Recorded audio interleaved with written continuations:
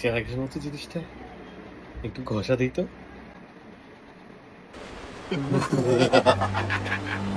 বলুন আপনার ইচ্ছা।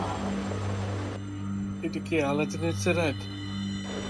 না, এটা আলাদিনের চেরাগ না। আপনার দ্বিতীয় ইচ্ছা কি? দাঁড়ান দাঁড়ান, আমার প্রথম ইচ্ছা কই? চেরাগকার উত্তর দিলাম না। আপনার শেষ ইচ্ছা। আমার দ্বিতীয় ইচ্ছা কই?